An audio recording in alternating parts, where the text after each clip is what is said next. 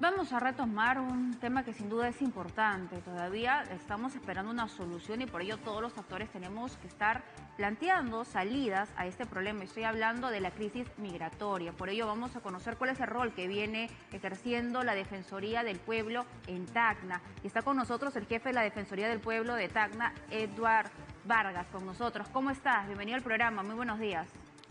Buenos días, Carla. Qué gusto saludarte a ti y a todos los amigos de Canal 7. No, gracias a usted por estar con nosotros y sobre todo para conocer la situación a esta hora de la mañana. Estamos hablando de más de 15 días, ¿no? Donde no hay una solución. Por lo pronto no aparece una solución. Es necesario de que todas las cancillerías se pongan de acuerdo para establecer este corredor humanitario. Pero por lo pronto es necesario también tener una cifra exacta estamos hablando de cuántos son los migrantes que están solicitando retornar a su país de origen. ¿Se tiene, digamos, alguna cifra de ello, de un empadronamiento? No, no existe un empadronamiento. Tenemos algunos datos aproximados gracias a la OIM y al ACNUR que les proporcionan cierta alimentación, especialmente a los vulnerables, pero diario es un promedio de 80 personas, que hay días que tienden a subir a 200, 150, por ejemplo, el día de ayer hubo como 200. ¿No? Entonces, esa es la población que se puede visualizar en frontera, que es un sector, y hay otro sector que está allá dentro de la ciudad, que están ubicados en plazas y algunas rotondas, que un promedio de 400 a 500 personas. Pero también hay migrantes dispersos en la ciudad. Entonces, se estima, de acuerdo a lo que hemos conversado con ACNUR y OIM y otras instituciones públicas también, que hay un promedio de 1.000 a 1.200 personas. Entonces, no tenemos una relación de ellos. Justamente eso fue uno de los planteamientos que se estaba pidiendo, ¿no? Entonces, pero estamos nosotros monitoreando justamente toda esta situación, pero sobre todo con un enfoque de derechos, que es lo que nos corresponde para proteger a las personas más vulnerables, ¿no? Estamos en esa óptica.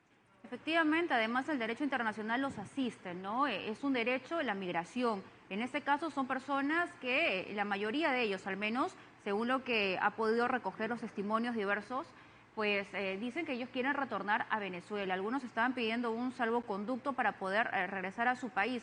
Ojo, eso solamente estamos hablando de los migrantes venezolanos, pero no son los únicos. Hay colombianos y haitianos también, y cada uno tiene un drama distinto. Entonces, ¿cuál es la salida a esta situación? ¿Qué es lo que debería establecerse por lo pronto desde la mirada de la Defensoría del Pueblo? Nosotros lo que hemos señalado en varias oportunidades es que, como bien lo has dicho tú, es un tema de política internacional donde los países tienen que ponerse de acuerdo para buscar una salida. Tiene que haber un compromiso de los países justamente para el corredor humanitario que se pretende hacer.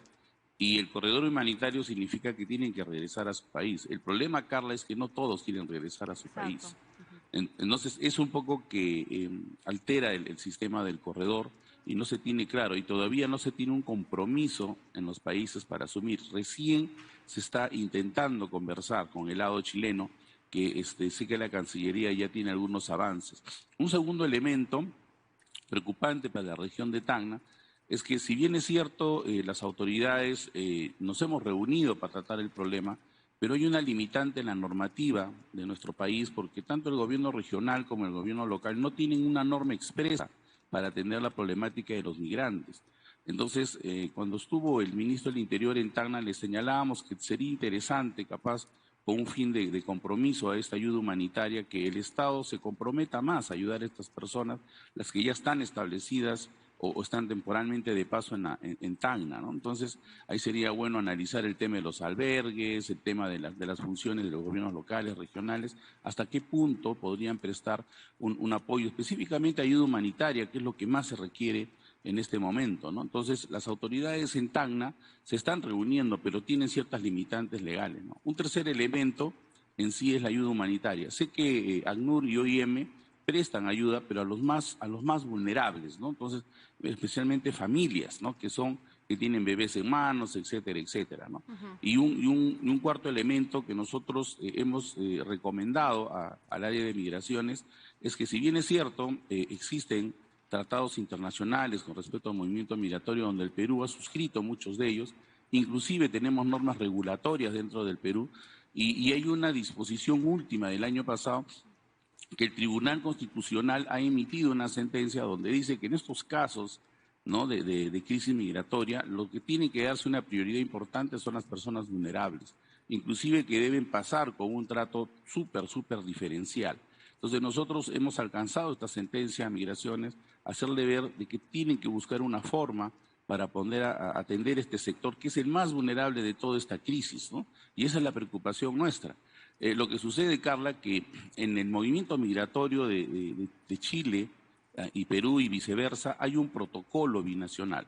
Entonces, este protocolo parece que no condice con esta sentencia. Por eso que le hemos solicitado y exhortado al órgano de migraciones que lo evalúe. Sé que lo están haciendo, sé que han habido ya algunas excepciones para casos pero muy críticos, y ya han pasado un grupo de personas, que no ¿Cuántas? son muchas.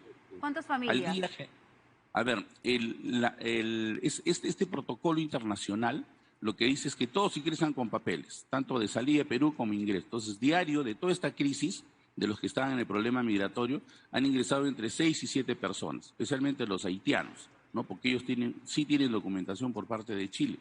Entonces, sé que ayer y anteayer sí ha entrado un grupo de vulnerables con la venia de Chile. Hay un sello ahí de recepción que tiene y eso ha viabilizado un poco. Entonces, nosotros le decíamos a Migraciones, sería interesante que se converse con su par de Chile y para este caso, solo para este caso que resulta de mucha vulnerabilidad, se debe crear una aceptación, ¿no? Entonces sé que anteayer han pasado como 21 familias, estamos hablando de bebés, niñas, niños, adultos mayores, que le están dando una atención prioritaria. Obviamente que tienen que pasar el control.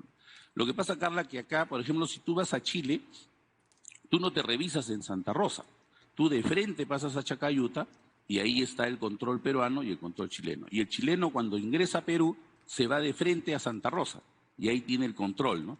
Entonces, dentro del protocolo, ¿qué dice? Que todo es bajo la formalidad establecida en la ley de ambos países y entran con documentos. Si no tiene documentos, como Perú, ¿qué hace? No lo deja entrar, lo Así devuelve es. por donde entró. Entonces, ese es el panorama que estamos viviendo actualmente, Claro, ¿no? y muchos, Justamente sí, a propósito de lo que usted menciona, ¿no? Efectivamente, muchas de las personas no tienen los documentos en regla, algunos pasaportes ya vencieron, caducaron porque están en esta odisea, en este trámite de pasar de un país a otro. Y evidentemente no hay una sede ahí de migraciones de su país para poder realizar este tipo de trámites. Entonces, ahí también eso es un tema a evaluar, ¿no? Las condiciones en las que se encuentran y también si es que manejan el presupuesto, ¿no? Para poder tener todos sus papeles en regla. Así es. Justamente conversábamos con el jefe de Santa Rosa, de Migraciones, nos decían pues que la calificación de la vulnerabilidad es un tema que sí se requiere apoyo porque ¿cómo sabemos que realmente es vulnerable? No solamente es con verlo, ¿no? Claro que sí. Ya. Sí, y quería consultarle por Entonces, último, disculpen por favor, quería consultarle a propósito, antes que nos gane el tiempo, estas sobre las expresiones del congresista Jorge Montoya, si es que estas son irresponsables o no, al decir que la policía debe estar facultada y protegida legalmente para disparar a inmigrantes en la frontera. Dice que si es necesario disparar, pues que se dispare. ¿Es irresponsable brindar ese tipo de declaraciones? la Defensoría del Pueblo ha felicitado el decreto de urgencia, pero más que todo por el tema regulatorio de los que ya están en Perú, pero también hemos mostrado nuestra preocupación que militarizar las fronteras lo único que va a causar es más fricción. En este momento, por ejemplo, ya está obstruida una de las vías, que se está haciendo ya común todos los días. Entonces hay un peligro grande, ¿no? Las defensorías del pueblo de Ecuador, de Perú, de Colombia, ¿no? Hemos levantado nuestra voz de que es muy preocupante. Hay que tener mucha proporcionalidad y razonabilidad.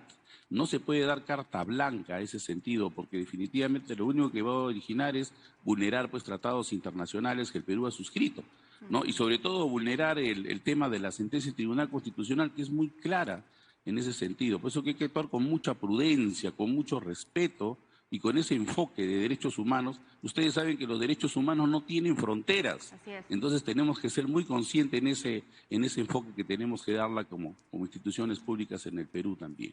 Claro que sí. Muchísimas gracias. Hemos tenido la visión, la Buen opinión, día, Carlos. muchas gracias, de la Defensoría del Pueblo, específicamente de el jefe de la Defensoría del Pueblo en Tacna, Eduard Vargas, que ha estado con nosotros.